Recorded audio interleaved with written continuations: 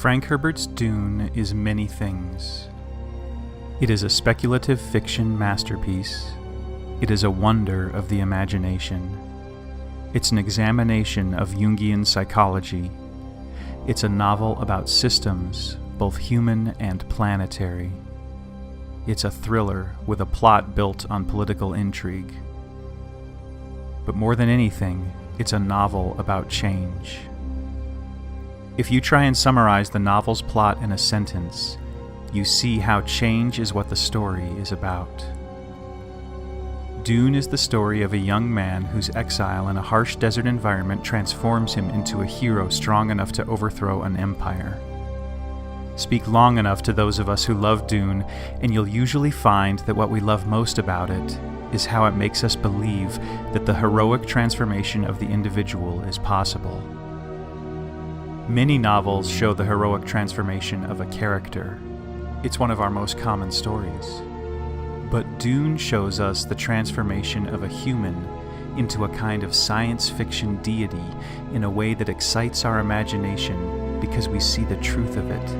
And the reason the story rings so true, even though it's set in a speculative, fantastical universe, is that Paul's transformation matches and is so clearly a product of the transformation in his surroundings and circumstance.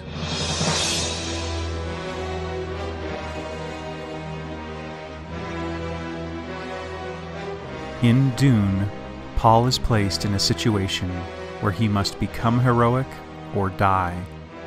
The desert forces efficiency on him, toughness, strength of purpose, unity with his comrades. Daily life itself becomes an act of heroism in an environment as harsh as this. And we believe it when we read it happening, because Herbert is so masterful at creating the setting for us. Consider our first extended view of a Fremen, which we get in the opening chapter of Book 2 of Dune, Muad'Dib. We're seeing the Fremen from the point of view of Thufir, who is on the run with a cadre of loyalists to Duke Leto, who is now dead. Thufir is sitting under a rock overhang, speaking to a Fremen. A conversation about going to see Gurney, whose location is known to the Fremen, morphs into a negotiation about the fate of the wounded men in Thufir's care. Hawat said, "You haven't yet told me whether your people can help my wounded." "They are wounded," the Fremen replies. To which Thufir thinks, the same damned answer every time. We readers are already a step ahead of Thufir at this point.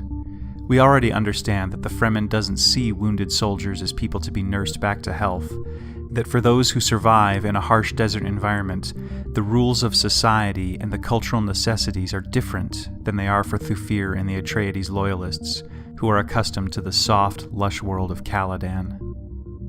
"What do your wounded say?" the Fremen asks Thufir. "Are there those among them who can see the water need for your tribe?" This negotiation, in which the Fremen is telling Thufir that his wounded men need to give up their lives because of the water need of the tribe, is one of many clever ways Herbert creates setting in Dune. In Dune, Herbert doesn't just tell us that Arrakis is a harsh desert planet where water is precious. He shows us the people who have figured out how to live in this environment, and shows that their culture is built around scarcity of water, so much so that the water in a human body isn't something they consider a part of the individual, but rather a shared resource among the tribe. Back to Thufir, who asks the Fremen if he can hire his help. The Fremen replies, "You have no water. How many of your wounded would you spend?" It's such a harsh, amazing truth of this world that Herbert shows us. Money is meaningless among these people. The only store of value that has any purpose to them at all is water. If Thufir wants to hire the Fremen's help, he must find a way to give them some.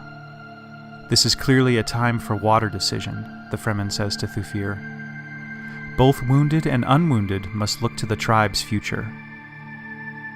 Later, in the same scene, Thufir gets to watch as Fremen fighters make easy dispatch of a few of the Emperor's Sardaukar forces, and Thufir realizes the only way they were ever going to survive this trap was by partnering with the Fremen, as Duke Leto hoped they would. And in those thoughts, Thufir finds himself already thinking like a Fremen.